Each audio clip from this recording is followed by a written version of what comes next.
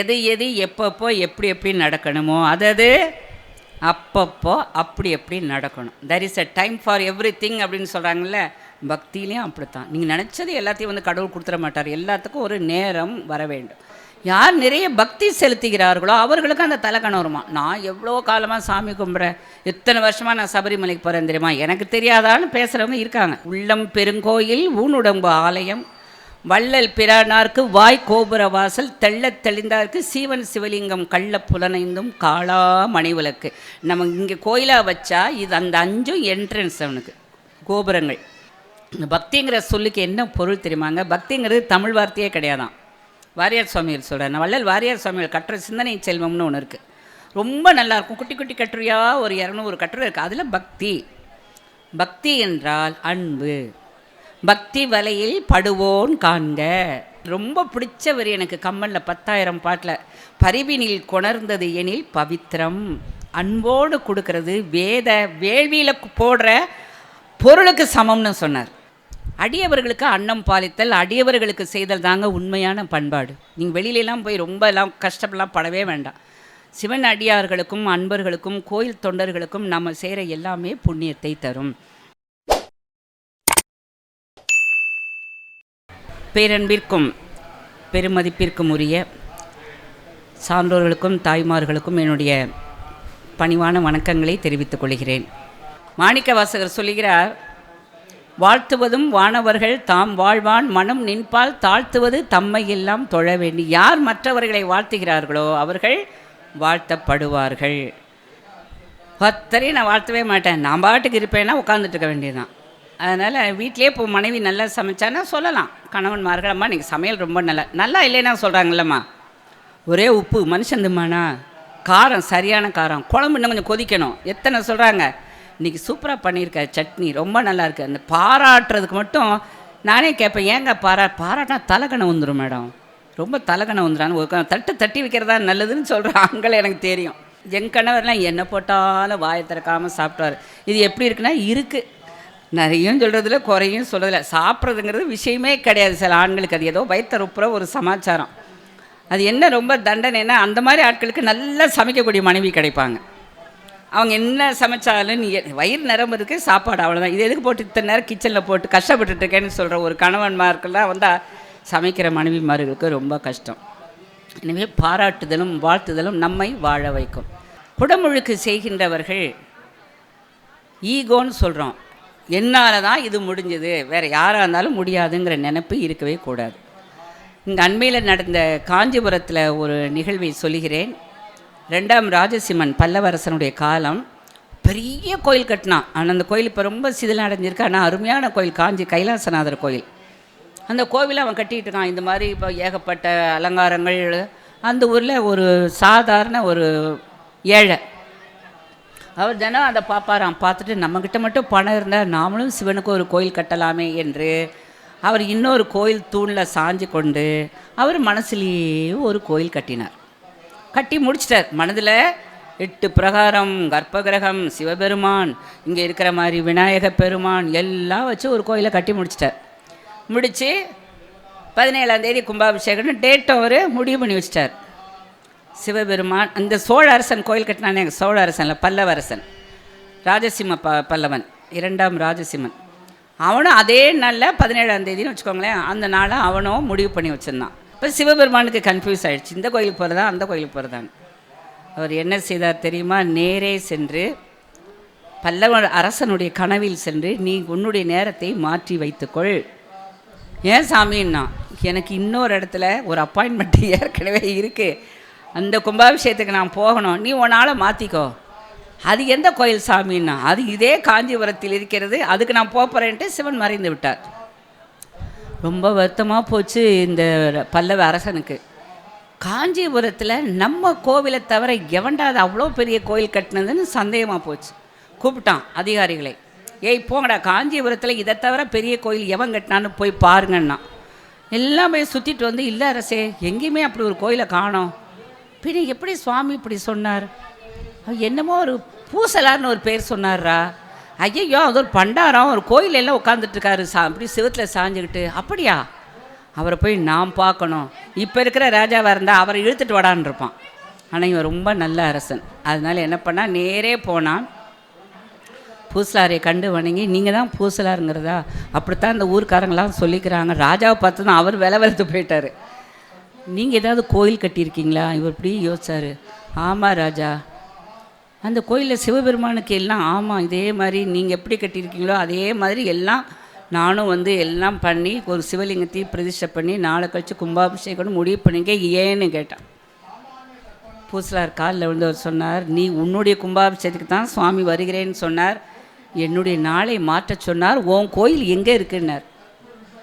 அவன் அப்படியே கண்ணை மூடி என் கோயில் இங்கே இருக்கிறதுன்னு இதயத்தை தொட்டு காமிச்சான். உள்ளத்தை காமிச்சதோ ராஜா அப்படியே டோட்டல் சரண்டர், வெக்கப்பட்டு போனார். உள்ளத்தில் உள்ளானடி கோவில் உள்ளேயும் உள்ளானடி, உள்ளத்தில் காண்பாயெனில் கோவில் உள்ளேயும் காண்பானடி. கவிமணி சொல்கிறார். தெப்பக்குளம் கண்டேன், அந்த காலத்து பாட்டு. நீங்கள் தான் நிறைய அந்த காலத்து பாட்டு கேட்குறீங்களா? இது எதில் வருது? கோவில் முழுவதும் கண்டேன், உயர் கோபுரம் வீதி கண்டேன். எம்எல் வசமாரி பாடினாங்க.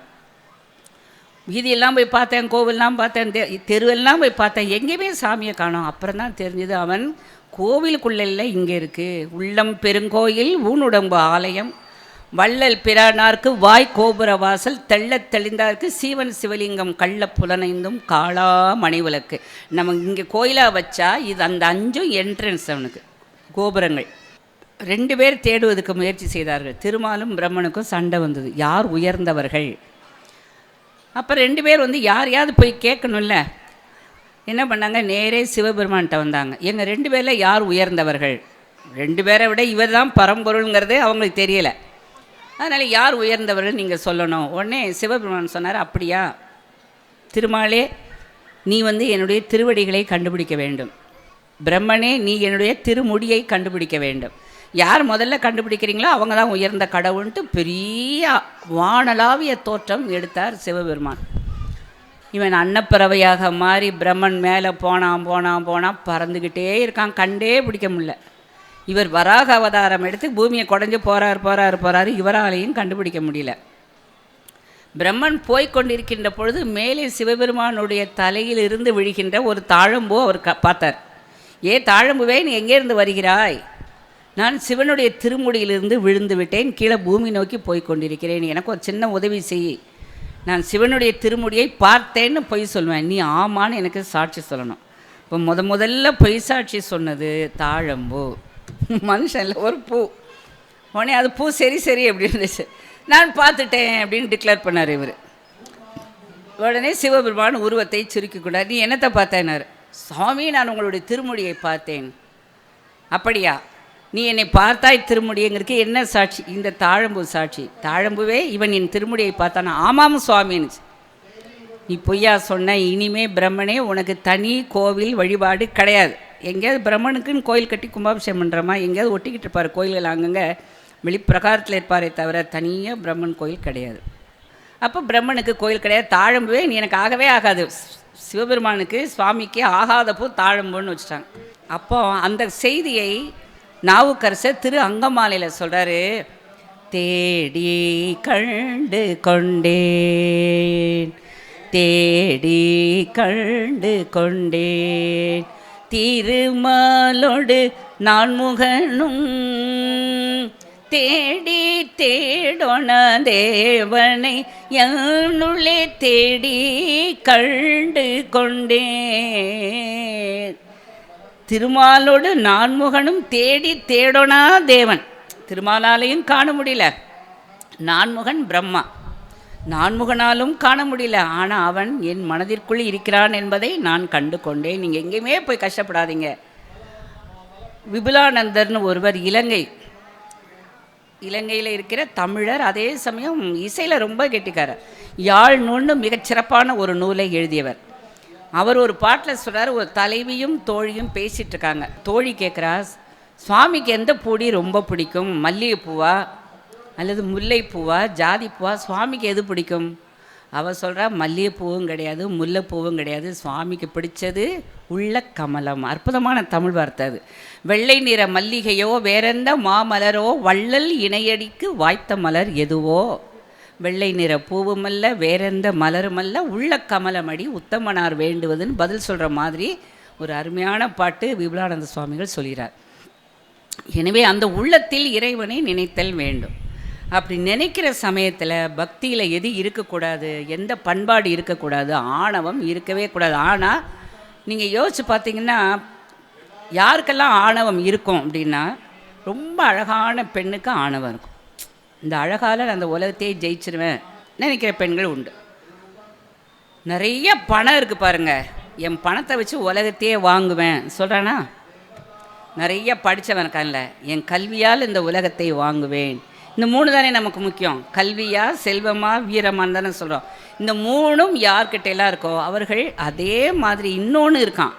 யார் நிறைய பக்தி செலுத்துகிறார்களோ அவர்களுக்கு அந்த தலைக்கணம் வருமா. நான் எவ்வளோ காலமாக சாமி கும்பிட்றேன், எத்தனை வருஷமாக நான் சபரிமலைக்கு போகிறேன் தெரியுமா, எனக்கு தெரியாதான்னு பேசுகிறவங்க இருக்காங்க. பெரியவருக்கு அந்த தலைக்கணம் வந்தது. யாருக்குன்னா நாரதர். நாராயண எல்லா சினிமாலையும் ஒரு காவி ஆடை, கழுத்தில் ஒரு சின்ன தம்புரா போட்டுக்கிட்டு ஒரு சிப்ளா கட்டை வச்சுக்கிட்டு நாராயணன் வந்தால் அவர் ஒரு கலகத்தை ஏற்படுத்துவார். ஆனால் நாரதர் கலகம் நன்மையில் முடியும். அவர் என்ன செஞ்சாலும் அது ஒரு நல்லதில் முடிஞ்சிடும்னு ஒரு நம்பிக்கை இருக்குது. அவர் ஒரு நாள் நினச்சாரு, நம்ம எத்தனை தடவை ஒரு நாளைக்கு உட்காந்தா நாராயணா நின்னா நாராயணா சொல்லிக்கிட்டே இருக்கோம், நம்மை விட ஒரு பக்தன் உண்டா? என்ன தெரியுது, பக்தியில் கூட ஆணவம் கூடாது. ஆனால் இவர் அப்படி நினச்சார். உடனே பெருமாள் பார்த்தாரு, நாராயணா நீ இப்படி நினைக்கிறியா, இரு உனக்கு ஒரு பாடம் நான் கற்றுக் கொடுக்க வேண்டும்னு சொல்லிட்டு நாரதான்னு கூப்பிட்டார். சுவாமி தாங்கள் என்னை அழைத்தீர்களா, நான் செஞ்சால் பாக்கியன்ட்டு வந்தார். நாரதா எனக்கு நீ ஒரு வேலை செய்யணுமே. என்ன சுவாமினார். நேரே பூவுலகத்திற்கு போ. ஒரு முகவரி கொடுத்தார். தாம்பரம்னு வச்சுக்கோ. தாம்பரத்தில் இந்த வீட்டுக்கு போ. இங்கே ஒரு விவசாயி இருக்கான். அவன் என்னை ஒரு நாளைக்கு எத்தனை தடவை நினைக்கிறான்னு நீ தான் பார்க்கணும். இது ஒரு வேலையா சுவாமின்னு கேட்டார். இது என்ன ஒரு கால்நக பிரயோஜனம் இல்லாமல் ஒருத்தனை கூப்பிட்டு அவன் எத்தனை தடவை நாராயணான்னு சொல்கிறான்னு போய் கேளுன்னு சொல்கிறாரு, இது ஒரு வேலையா என்று நாரதருக்கு கோபம் வந்தது. ஆனாலும் சொல்வது பரம்பொருள் நாராயணன். அதனால சரி சுவாமின்ட்டு நேர கீழே வந்தார். நாராயணன் பெருமாள் சொன்ன வீட்டுக்கு போனார். அங்கே அந்த விவசாயி மனைவி 5-6 பிள்ளைங்க வதன்னு எல்லாம் தூங்கிட்டு இருக்காங்க. இவர் போய் உட்காந்துட்டார். காலையில் பொழுது விடியுது. இன்றைக்கி இவன் எத்தனை தடவை. இதில் என்ன கண்டிஷன் என்றால், ஒரு கிண்ணத்தில் எண்ணெய். நாரதரே இந்த எண்ணெய் நீ உலகத்தை அவன் சுற்றி வர்ற வரையிலும் நீ இந்த எண்ணெய் கொட்டாமல் பார்த்துக்கணும்னு கிண்ணம் நிறைய எண்ணெயும் கொடுத்துட்டார். நாரதர் அந்த கிண்ணத்தில் எண்ணெயை வச்சுக்கிட்டு இவன் வீட்டில் போய் நிற்கிறார். இவன் எப்போ எத்தனை தடவை என்றான். இவன் காலையில் கலப்பையை தூக்கி தோளில் வச்சான். நாராயண ஒரு தடவை. அப்புறம் எழுந்திரிச்சு வயலுக்கு போனான். இவர் பின்னாலே போகிறார். வயலில் போனான், உழுதான், நட்டான், எல்லா வேலையும் செஞ்சான். அப்புறம் ஆடு மாடு பண்ணான். அதுக்கப்புறம் குடுக்கல் வாங்கலை பார்த்தான். அப்படியே வேலை செஞ்சான். சாயங்காலம் 6-7 மணி வரலாம் இவருக்கு நினைவெல்லாம் அவன் எத்தனை தடவை நாராயணா சொல்கிறான், எத்தனை தடவை நாராயணா, அதிலே நினப்பு இருக்குது. அவன் கடைசியாக ராத்திரி 11 மணிக்கு கலப்பையை இறக்கி வீட்டில் வச்சுட்டு நாராயணான்னு படுத்து தூங்கிட்டான். இவர் 2ன்னு கணக்கு வைத்தார். நேரே மேலே போனார். என்ன நாரதா, நான் சொன்ன வேலையை நல்லபடியாக செஞ்சான். ஆமாம் சுவாமி. அவன் எத்தனை தடவை என்ன நினச்சான். சுவாமி என்ன சுவாமி இப்படி ஒருத்தட்ட போய் என்னை அனுப்புனீங்க. அவன் 2 தடவை தான் சாமி நினச்சான். காலையில் கலப்பையை தூக்கி மேலே வைக்கிறப்போ ஒரு தடவை நினச்சான். திரும்பி கலப்பையை தூக்கி கீழே வைக்கிறப்போ ஒரு தடவை நினச்சான். 2 தடவை தான். நீர் எத்தனை தடவை என்னை நினைத்தீர்னு கேட்டார் பெருமாள். நான் எங்கே நினைக்கிறது, நான் தான் கையில் கிண்ணத்தை வேறு வச்சுட்டு இருந்தேன். என்ன கொட்டக்கூடாதுன்னு சொல்லிட்டீங்க. அவன் எத்தனை தடவை என்றான் அப்படின்னு வேற பார்க்க சொன்னீங்களா. அவனையே பார்த்துக்கிட்டு இருந்தேன், என்னையவே பார்த்துருந்தேன். அதனால் உங்களை நான் நினைக்கவே இல்லைன்ட்டார். யார்? நாரதர். அப்போ சொன்னார் பெருமாள், ஒரு 2 வேலை. ஒருத்தர் எத்தனை தடவை சொன்னான்னு கவுண்டிங் என்றது. கையில் கேட்டா கொட்டா. இந்த 2 வேலைக்கு இடையில நீ என்ன மறந்துட்ட. ஆனால் 1008 புடுங்கள், 1008 கடன், விவசாய கடன், பயிர் தொழில் செய்தல், மழை வந்தாலும் கஷ்டம், மழை வரலைனாலும் கஷ்டம். விவசாயிக்கு எத்தனை பிரச்சனை, மனைவி மக்களுக்கு செய்ய வேண்டியது. 1008 புடுங்கள்லாம் அவன் என்ன 2 தடவை நினச்சானே, பெருசு இல்லையா? யார் சிறந்த பக்தன்னு பெருமாள் கேட்டார். சுவாமி மன்னிச்சுக்கோங்க, அந்த பக்தியால் நான் அடைந்த தலைகணம் இன்றோடு ஒழிந்ததுன்னு பெருமாள் கல்ல விழுந்து கும்பிட்டாராம் நாரதர்.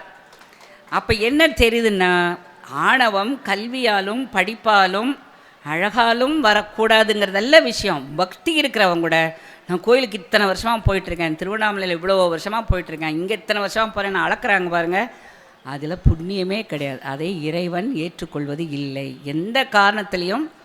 ரொம்ப நல்லா பாரதியாரில் ஒரு பாட்டு, பக்தி இருக்கவன் எப்படி இருக்கணும்னா பொறுமையாக இருக்கணுங்கிறார். ரொம்ப அருமையான பாட்டு. பக்தி உடையார் காரியத்தில் பதறார்.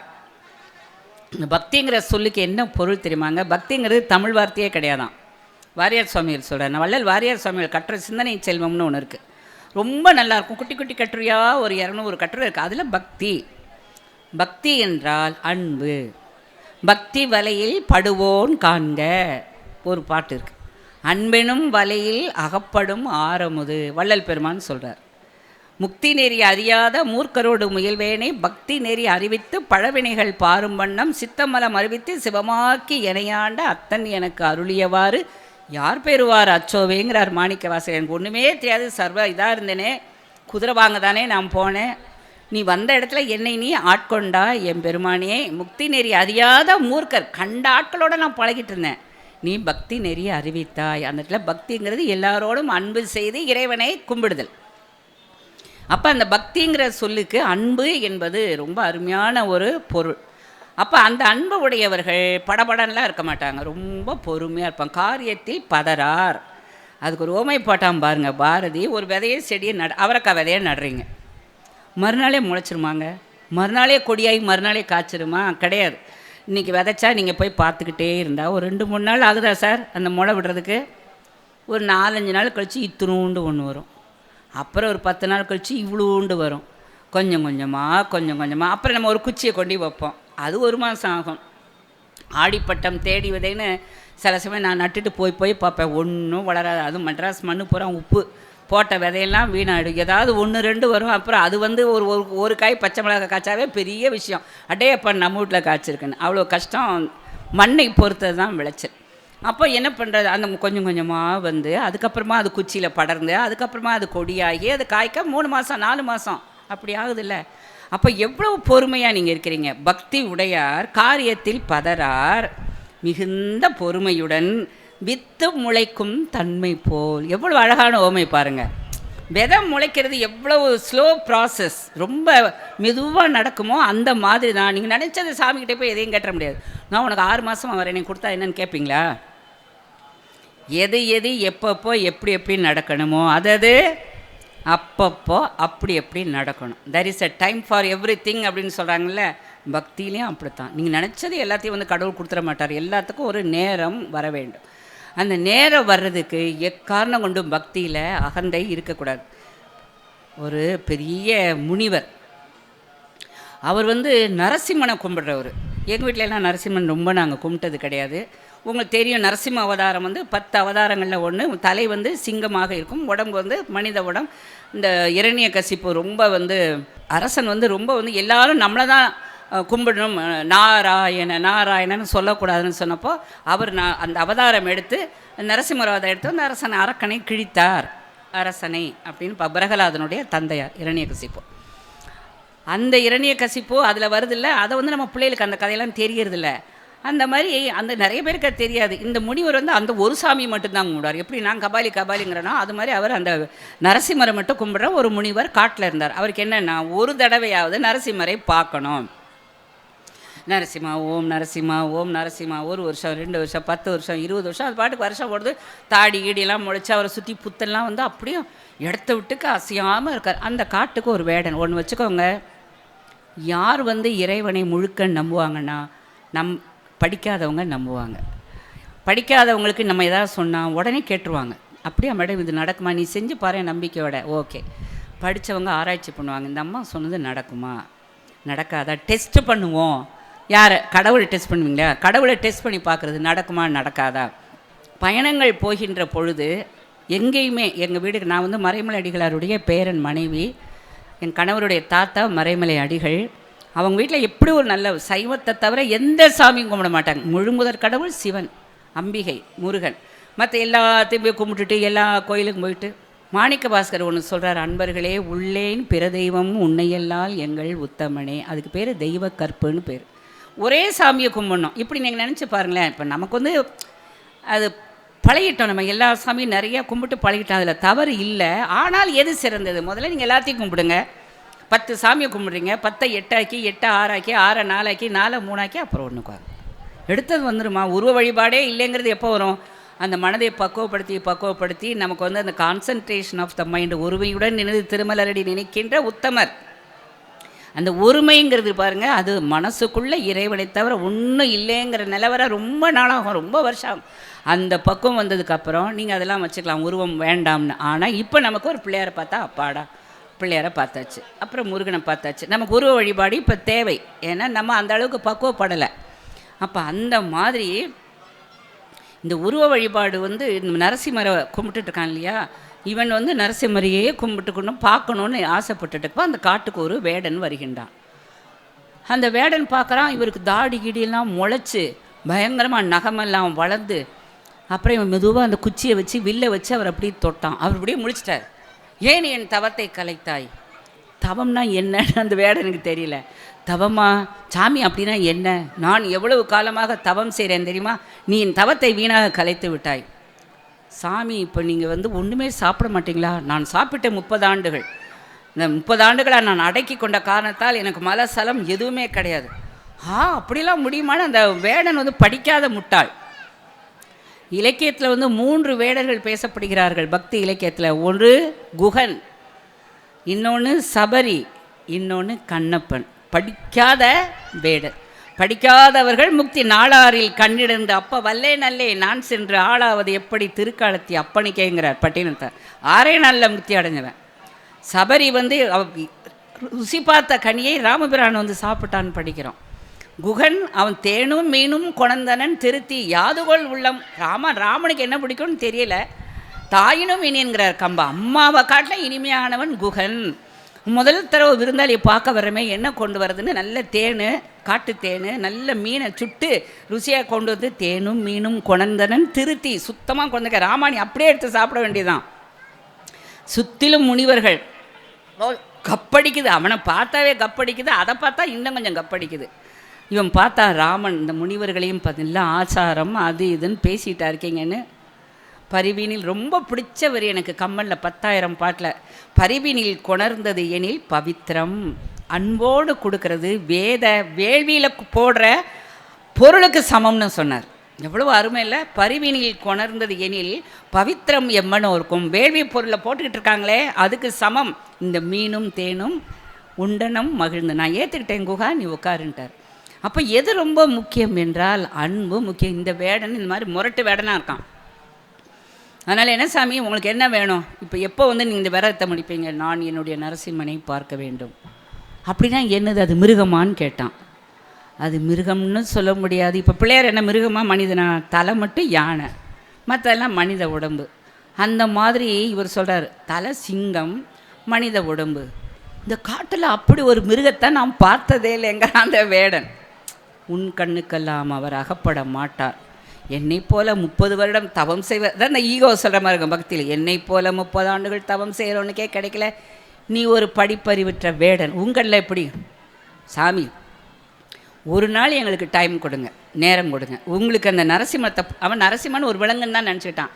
சிங்கம் முகமாக இருக்கணும், மனுஷ உனக்கு நான் பிடிச்சி கொண்டு வரேன்னா. கொண்டு வரவில்லை என்றால் நான் தற்கொலை பண்ணிக்கிறேன்.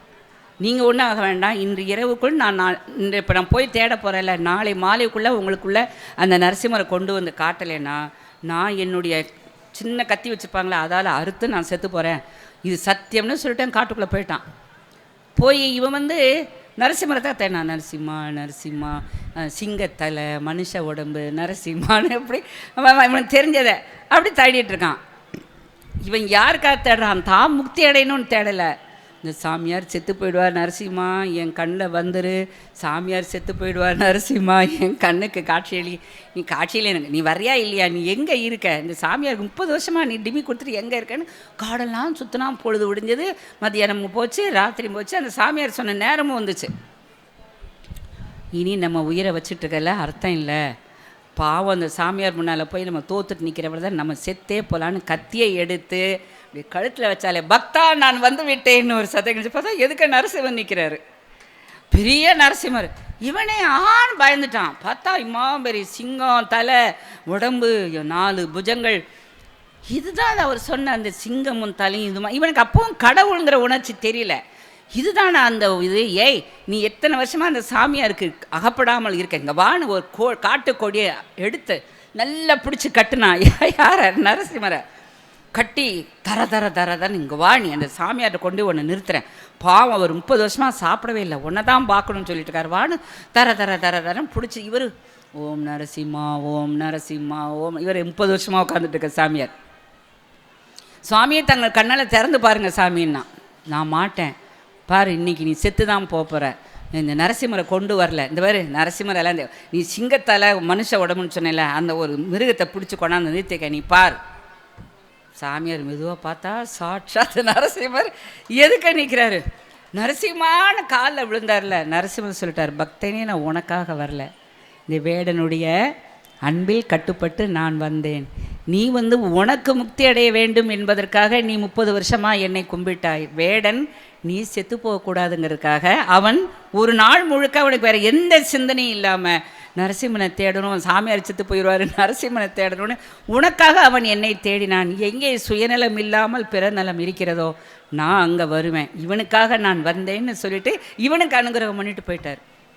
இது ராமகிருஷ்ணன் பரமஹம்சல்ல ஒரு மேற்கோள் கதையில் நான் படிச்சுட்டு, அப்போ இறைவன் எதை எதிர்பார்க்கிறான் என்றால் ரொம்ப பெரிய ஆச்சாரம், ரொம்ப பெரிய வழிபாடு. கண்ணப்பனுடைய வரலாறில் பார்த்தீங்கன்னா, அந்த கோயிலுக்கு போகிறது வரையிலும் சிவலிங்கத்தை கண்ணப்பனுக்கு தெரியவே தெரியாது. குத்து வெட்டு பெரிய புராணத்தில் வரும், அவனுக்கு தெரிந்ததெல்லாம் குத்து வெட்டு கொலை, அவ்வளோதான். கன்னி வேட்டைக்கு போகிறான், ஒரு காட்டு பன்றி வருகிறது, ஒரே வெட்டில் 2 துண்டாக ஆக்கிட்டான். அவ்வளவு வீரமுடையவன். அவன் பேர் திண்ணன். அவனை நம்ம கண்ணப்பன், கண்ணை அப்பயதால் கண்ணப்பன்னு சொல்கிறோம். காட்டுக்குள்ளே போகிறாங்க. அந்த கோயில் ஒன்று என்னடா இதுன்னு கேட்குறான். அவன் கூட வந்தவன் சொல்கிறான், நாணன் காடன், இது பேர், இது ஒரு சிவலிங்கம். அப்படியா? அதை பார்த்ததும் இவனுக்கு அந்த முன்வினை பயன் மூழ்கின்ற காரணத்தால் சிவன் மீது அன்பு வருகிறது. அப்போ இது என்ன கீழெல்லாம் பூவாக கிடக்கு, இது என்ன, இது பழமெல்லாம் இருக்குது. இதுங்க ஒரு சிவகோசரியார் சிவலிங்கத்துக்கெல்லாம் குளிப்பாட்டுவார். அபிஷேகன்ற சொல்லலாம் அதுங்க தெரியாது. குளிப்பாட்டிட்டு அந்த பழமெல்லாம் வச்சுட்டு பூவெல்லாம் வச்சுட்டு போவார். இதெல்லாம் சிவனுக்கு பிடிக்குமா?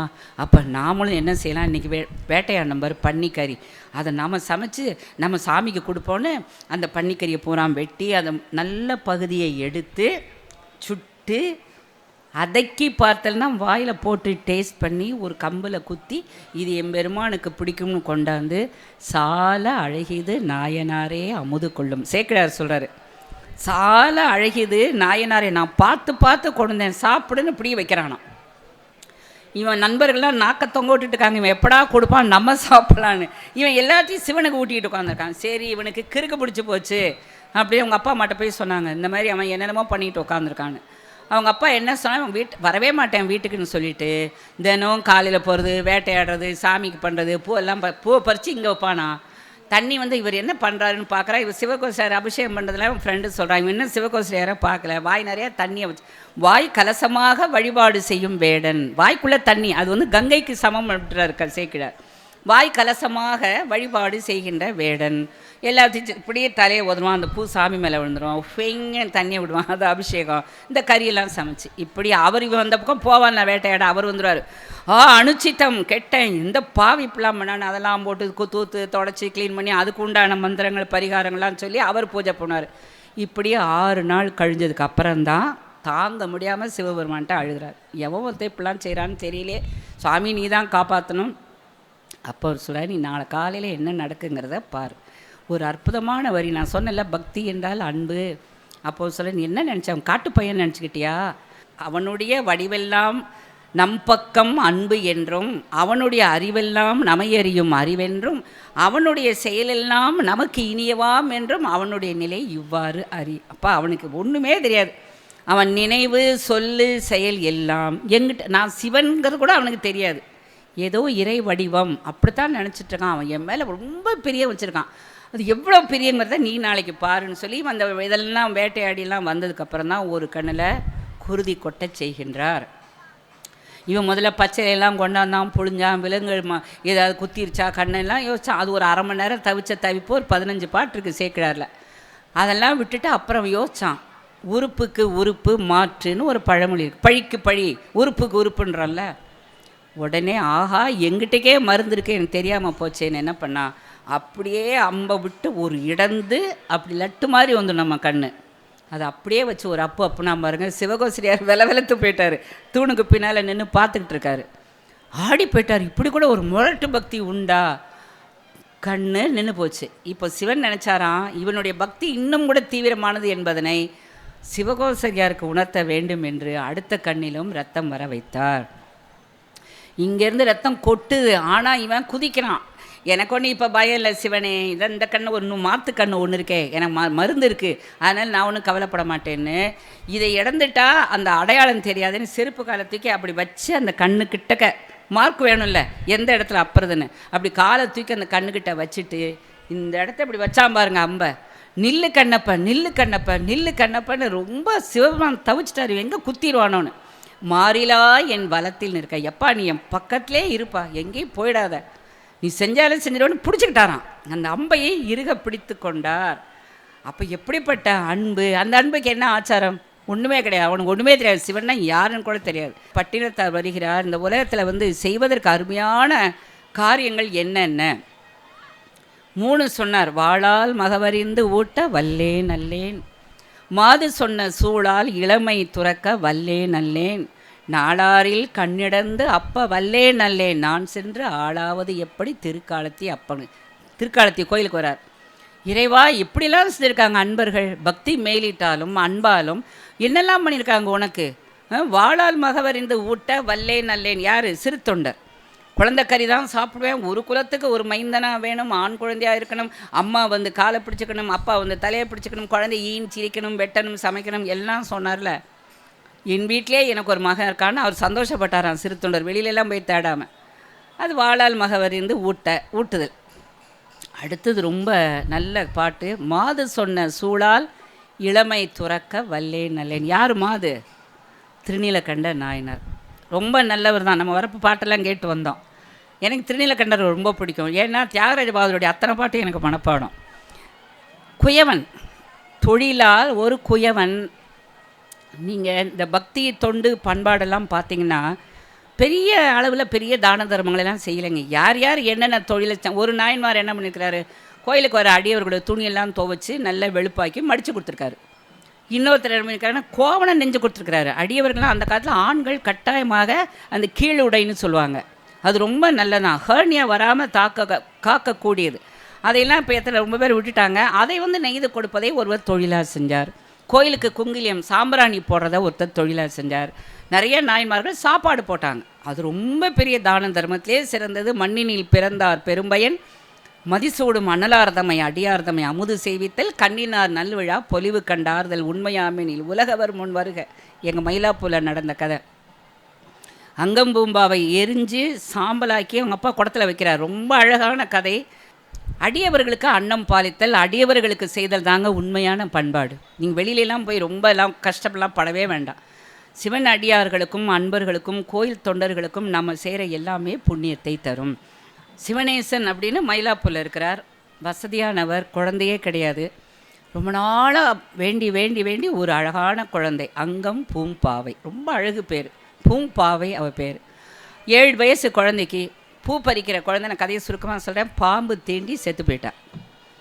என்னென்னமோ மருந்தெல்லாம் பண்ணாங்க, ஒன்றும் நடக்கலை. எரிச்சாங்க, சாம்பலாக்கினாங்க, குடத்தில் சாம்பல் வச்சு அவர் அந்த குழந்தை பிறந்ததில் ஞானசம்பந்த பெருமானுக்கு அந்த குழந்தையை திருமணம் செய்து வைக்கணும்னு அவருக்கு ஆசை. சமகாலம் ஞானசம்பந்தர் சாம்பலை வச்சுருக்கார். ஞானசம்பந்தருக்கு 16 வயது. வருகின்றார். திருவொற்றியூர் போய் சாமி கும்பிட்டு நேராக மயிலாப்பூர் வருகிறார். என்ன கோயிலில் விசேஷம்னு சாமியெல்லாம் கும்பிட்றதுக்கு போகிறப்ப கேட்குறார், இந்த ஊரில் சிவனேசனுடைய குழந்தை இறந்து போச்சு, சாம்பலை வச்சுட்டு உங்களுக்காக 5 வருஷம் ஆயிடுச்சு.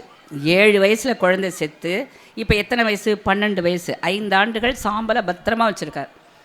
நீங்கள் வந்ததும் அதை காட்டி அந்த குழந்தையை நீங்கள் தான் காப்பாற்றணும்னு வச்சுருக்கிறார். அப்படியா அப்படின்னு கோயிலுக்கு வந்தார். வந்து அந்த அந்த இது இன்றைக்கி 63 நாயன்மார்கள் திருவிழா. உங்களுக்கெல்லாம் தெரியும், மயிலாப்பூர்லே ரொம்ப பெரிய திருவிழா. அந்த திருவிழா மத்தியானம்னா காலையில் அங்கம் பூம்பாவையை உயிர்ப்பித்து எழுதல்னு குளக்கரையில் நடக்கும். சர்க்குருநாதன் எங்கள் ஓதுவார். இந்த பதிகம் போராத்தையும் பாடுவார். ரொம்ப அருமையான பதிகம். அதில் அந்த கோயிலில் என்னென்ன திருவிழாக்கள் நடந்தன, ஒரு பெரிய வரலாற்று பதிவு. முருகன் அங்கம் போய் நீ தைப்பூசம் பார்க்க வேண்டாமா, மாசி மகம் பார்க்க வேண்டாமா, கார்த்திகை விளக்கீடு பார்க்க வேண்டாமான்னு ஒரு பாட்டுக்கு ஒரு திருவிழா. எல்லாம் சொல்லி என்ன தெரியுமா கடைசியாக 10வது பாட்டில் சொல்கிறார், உலகத்திலேயே மிகச்சிறந்த பெரிய தானம் என்ன என்றால் அன்னதானம். மண்ணினில் பிறந்தார் பெரும் பயன் மதிசூடும் அன்னலார் அடியார். சிவனடியார்களுக்கு சாப்பாடு போடுறது தான் உலகத்திலே சிறந்தது. அடுத்த சிறந்தது கோவிலுக்கு போகிறது. கண்ணினால் அவர் நல் விழா பொலிவு. என்ன அழகாக இருக்குது, எத்தனை அழகான கோவில் குளம், எவ்வளோ கஷ்டப்பட்டுருக்காங்க. இந்த லைட்டெல்லாம் பிள்ளையார் மாதிரியும் முருகன் மாதிரியும் வேல் மாதிரியும் ரசிக்கணும்.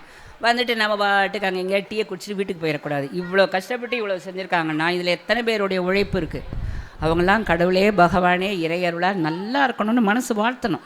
வாழ்த்தணுமா வேண்டாமா சொல்லுங்கள்? வாழ்த்தணும். இவ்வளோ கஷ்டப்பட்டு நம்ம பார்த்து ரசிக்கிறதுக்கு எவ்வளோ அருமையான இயற்கையான காற்று. எங்கள் சென்னைக்குள்ளெல்லாம் இந்த காற்றெல்லாம் கிடையாது. இல்லை பரந்த ஒரு இடமும் பரந்த இடம், எங்கள் கோயிலை சுற்றி கூட இவ்வளோ இடமும் இவ்வளவு காற்றும் கிடையாது. இந்த பாட்டை அவர் பாடினதும் உண்மையாமெனில் உலகவர்மன் வருகன் 10வது பாட்டை முடித்தாது டம்முன்னு அந்த குடம் வெடிச்சு 7வது வயசில் செத்தவ அந்த 5 வருட வளர்ச்சியோடு 12 வயது மங்கையாக வெளியே வந்துட்டான். பூம்பாவை வெளியே வந்ததும் சிவனேசன் சொன்னார், இவளை நான் உங்களுக்காகவே வளர்த்துருக்கேன், சம்பந்த பெருமானே இவளை நீங்கள் திருமணம் செய்து கொள்ள வேண்டும். அழகுனா அழகு. இந்த காலத்து அடியாராக இருந்தால் ஆஹா இவளை விடலாமான்னு மடத்துக்கு தூக்கிட்டு போயிருப்பாங்க. இவர் சொன்னார், சிவனேசரே போன ஜென்மத்தில் இவ உங்கள் குழந்தை, ஆனால் இப்பொழுது குடத்திலிருந்து வந்தவள் எனக்கு குழந்தை முறை ஆகின்றாள். நான் உயிர்ப்பித்த காரணத்தால் அவள் எனக்கு குழந்தை முறை, நான் அவளுக்கு அப்பா முறை, அதனால் திருமணம் செய்ய இயலாதுன்னு சொல்லிட்டு போயிட்டார். அதனால தான் அவரை மிகச்சிறந்த அடியாராக நாம் நினைக்கிறோம். அப்படி நம்முடைய அங்கம்பூம்பாவை கதையில் வருது. இங்கே நம்ம நரசிம்மர் காட்சி எடுத்த கதையை பார்த்தோம். நம்முடைய பக்தி இலக்கியங்களை பார்க்கின்ற பொழுது ஒவ்வொருத்தர் வாழ்க்கையிலும் ஒவ்வொரு விதமான தொண்டுகளை அவர்கள் செய்திருக்கின்றார்கள் என்று நம்ம பார்க்குறோம். இந்த பாட்டில் சொல்கிற வித்து முளைக்கும் தன்மை போல மெல்ல செய்து பயனடைவார். இது யார் மேலே சொன்ன பாட்டுனா விநாயக பெருமான் மேலே. சக்தி தொழிலே அனைத்துமெனில் சார்ந்த நமக்கு சஞ்சலமேன் வித்தைக்கு இறைவா கணநாதா. எல்லா கலைகளுக்கும் தலைமையானவன் யான் என்றால் விநாயக பெருமான். மேன்மை தொழிலில் எம்மை பணியாய, எங்களுடைய தொழில் நன்றாக இருக்க வேண்டும், எங்களை காப்பாற்றுவாய் என்று கேட்டுக்கொள்கிறார். திருநீலகண்டர் கதையில் எப்படி நான் பாதியில் நமக்கு சொல்லும்படியாக ஆயிற்று என்றார். எது பக்தி? அவர் ரொம்ப நல்ல மனிதன், ஆனால் சமுதாயம் எது செய்யக்கூடாதுன்னு சொல்லுதோ அதை செய்யக்கூடாது. அவர் பரத்த இடம் சென்று வருகின்றார். இந்த அம்மா சொல்லிட்டாங்க, நாளெல்லாம் அவர் எதை சொல்லுவார்னா திருநீலகண்டம் திருநீலகண்டம், உட்காந்தா திருநீலகண்டம், நின்னா திருநீலகண்டம். அவர் எதை பெரிய அறமாக செய்தார்னா பிச்சைக்காரங்களுக்கு ஓடு வச்சுருப்பாங்களா கையில் பிச்சை எடுக்கிற ஓடு, அந்த ஓட்டை செய்து இலவசமாக கொடுத்துக்கிட்டு இருந்தார். ஆனால் அப்படிப்பட்டவர் புற ஒழுக்கம் போயிட்டு வந்தார். உடனே இந்த அம்மா சொன்னாங்க, தீண்டுவீராயின் எம்மை திருநீலகண்டம், நீ வணங்குற திருநீலகண்டத்தின் மீது ஆனால் என்னை நீ தொடாதேன்ட்டார். நீ எம்மைன்னு சொன்னதுனால ஒன்றை மட்டும் இல்லை யாரையுமே நான் தொடமாட்டேன் என்று அவர் பதிலுக்கு சொல்கின்றார். கிட்டத்தட்ட 30 ஆண்டுகள் தொடாமல் வாழ்க்கை நடத்தினார்கள். ஒரே வீடு, சின்ன குடிசை. என்ன இருக்கும் கொயவன் வீட்டில்? ஒரு சின்ன குடிசை, அந்த பக்கம் கொயவன் மண் வச்சுருப்பான், பானை சாமான் இருக்கும், ஒரு சின்ன பாய், இந்தம்மா படுத்துருப்பாங்க, அந்தம்மா படுத்தது சிவனேன்னு படுப்பாங்க, தூங்கிடுவாங்க. இவளுக்கு நம்ம சத்தியம் பண்ணி கொடுத்த கூட அவர் அந்த பக்கம் திரும்பி தூங்கிடுவார். இப்படி பல ஆண்டுகளில் அவர்களுக்கு முதுமை பருவமே வந்து அடைந்தது.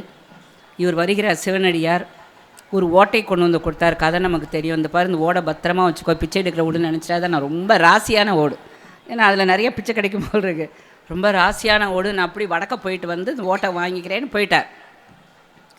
போயிட்டு ஒரு மாதம் கழித்து வந்தார். வந்து என் ஓட்டை கொடுனார். இறைவனவர்களால் அந்த ஓடு அடியில் மறைஞ்சிக்குது, காணாமல் போச்சு. ஐயோ ஓட்டை காணமே.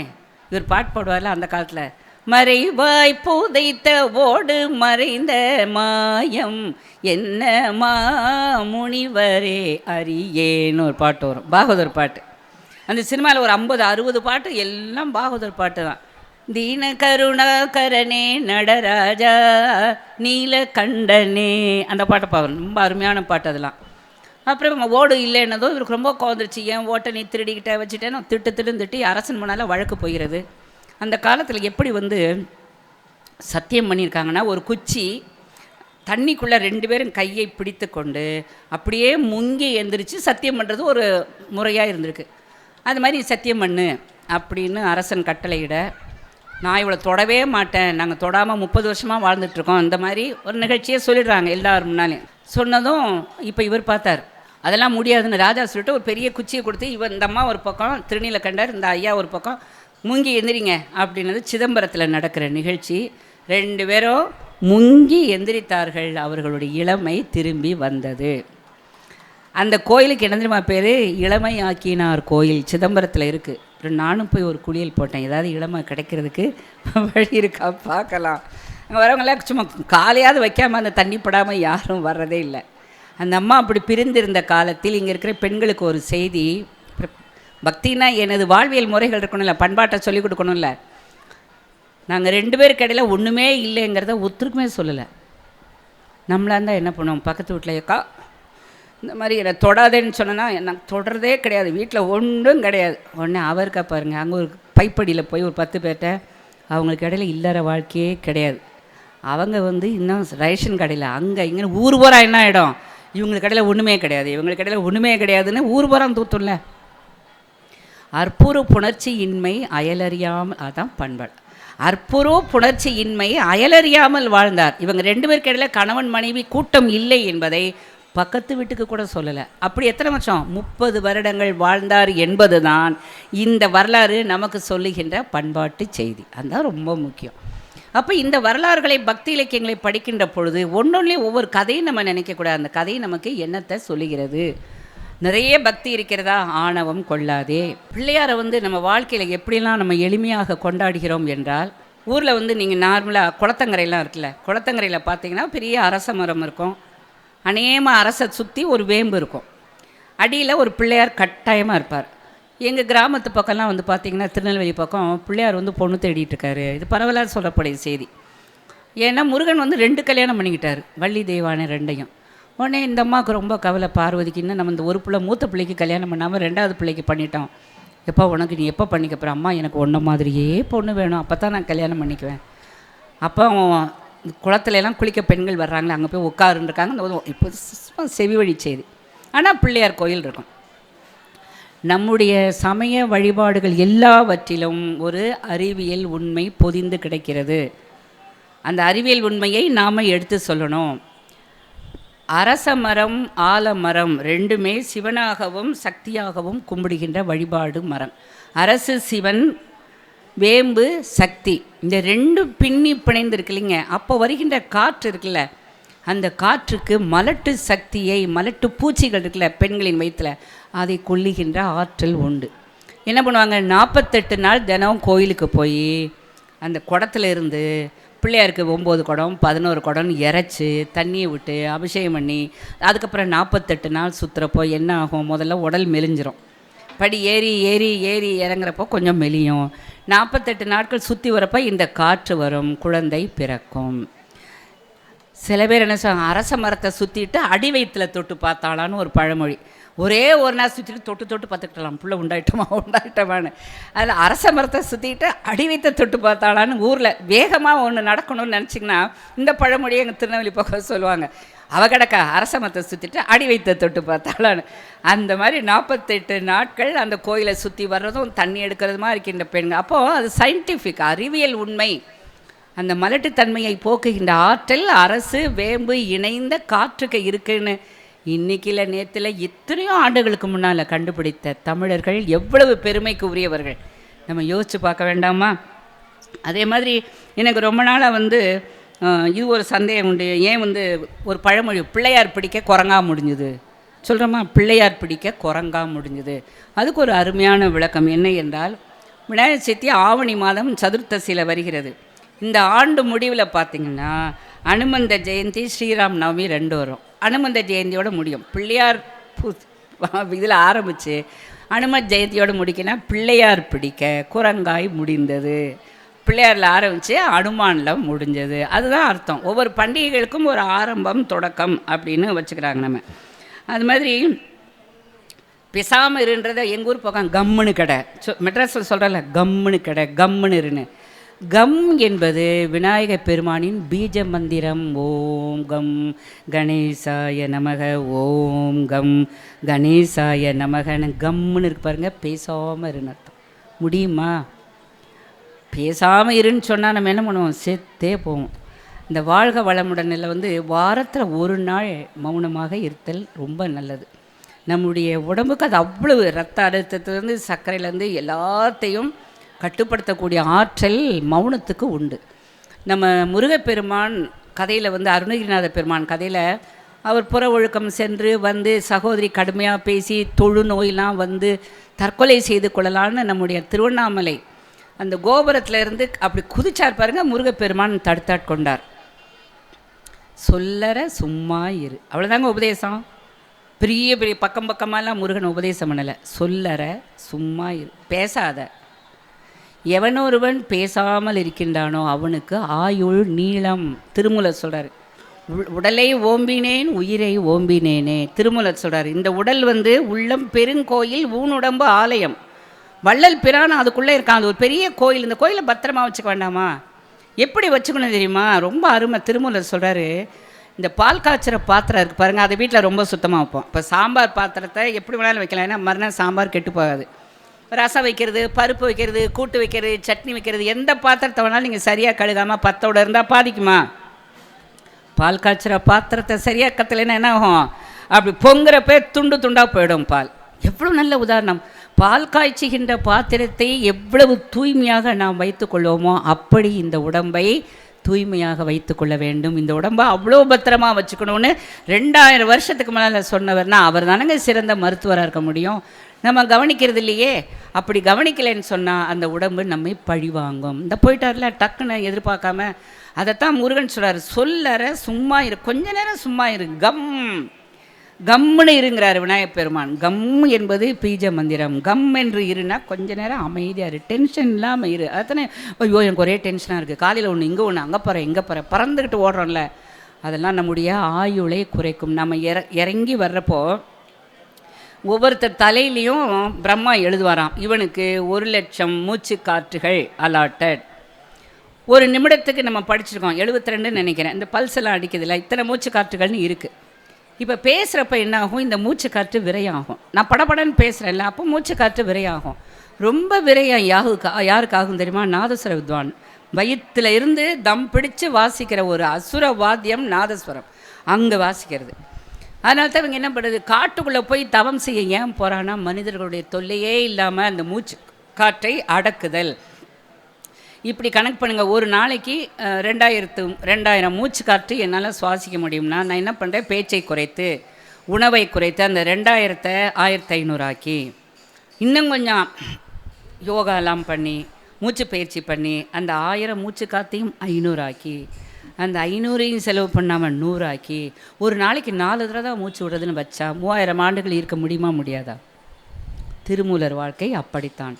அவருக்குன்னு இறைவன் எவ்வளவு மூச்சுக்காற்றை கொடுத்தானோ அதை அடக்கி காட்டுக்கு சென்று யாருடனும் பேசாமல் புலன் இந்திரியங்களெல்லாம் அடக்கி ஒருவன் வாழ்ந்தான் என்றால் தன் ஆயுளை தானே நீட்டிக்கக்கூடிய ஆற்றல் அவனுக்கு வரும். 3000 ஆண்டுகள் என 4000 ஆண்டுகள் கூட வாழ்ந்தவர்கள் நம்முடைய முனிவர்கள். காரணம் மூச்சு பயிற்சி. அதைத்தான் முருகப்பெருமான் சொல்லற சும்மா இரு, கொஞ்ச நேரம் அமைதியாக இரு. நம்மளால் முடியுமா? முடியவே முடியாது. அதாவது நம்ம அமைதியாக இருன்னு சொல்கிறப்பே மனசு வேற எங்கேயோ வேலை செய்தில்ல. நல்லதை நினைத்தல், நல்லதை பேசல், நல்லதை செய்தல் தான் மிகச்சிறந்த அறம் என்பதைத்தான் பக்தி இலக்கியங்கள் அனைத்தும் நமக்கு அருமையாக காட்டுகின்றன என்பதனை சொல்லி, வாய்ச்சொல் கேட்ட பெருமக்களுக்கும் தாய்மார்களுக்கும் மனமார்ந்த நன்றிகளை பாராட்டி, என்னை அழைத்து சிறப்பித்த அனைவருக்கும் பாராட்டுகளை, நன்றிகளை, வணக்கங்களை தெரிவித்துக் கொள்கிறேன். வான்முகில் வழாது பெய்க மலிவளம் சுரக்க, மன்னன் கோன்முறை அரசு செய்க, குறைவில்லாது உயிர்கள் வாழ்க, நான் மறை அறங்கள் ஓங்க, நற்றவம் வேள்வி மல்க, மேன்மைக்குள் சைவ நீதி விளங்குக உலகமெல்லாம், ஆரிரு தடந்தோள் வாழ்க, அருமுகம் வாழ்க, வெற்பை கூறுசை தனிவேல் வாழ்க, குக்குடம் வாழ்க, செவ்வேள் ஏரிய மஞ்சை வாழ்க, யானைதன் அணங்கும் வாழ்க, மாறிலா வள்ளி வாழ்க, வாழ்க சீரடியாரெல்லாம். திருச்சிற்றம்பலம்.